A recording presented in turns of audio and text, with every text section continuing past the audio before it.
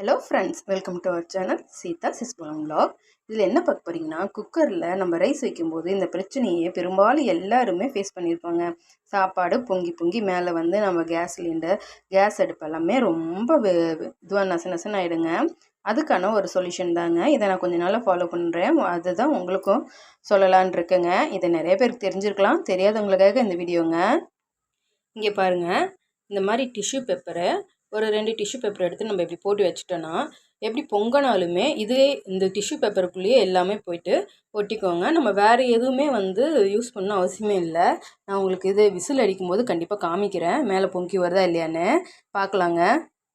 இப்போது கேஸ்கெட்டோட வெயிட்டை போட்டுடுறேங்க. விசில் வரும்போது கண்டிப்பாக காமிக்கிறேன். இப்போ நீங்கள் பார்த்துட்டு இந்த டிப்ஸ் உங்களுக்கு பிடிச்சிருந்தா கண்டிப்பாக என்னோடய சேனலை லைக் பண்ணுங்கள், ஷேர் பண்ணுங்கள், மறக்காமல் சப்ஸ்கிரைப் பண்ணிவிடுங்க.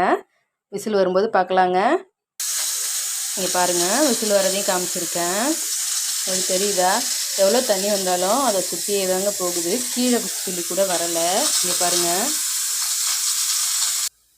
உங்களுக்கு இந்த டிப்ஸ் பிடிச்சிருந்தா மறக்காமல் என்னுடைய சேனலை லைக் பண்ணுங்கள், ஷேர் பண்ணுங்கள், சப்ஸ்கிரைப் பண்ணுங்கள். தேங்க்ஸ் ஃபார் வாட்சிங்.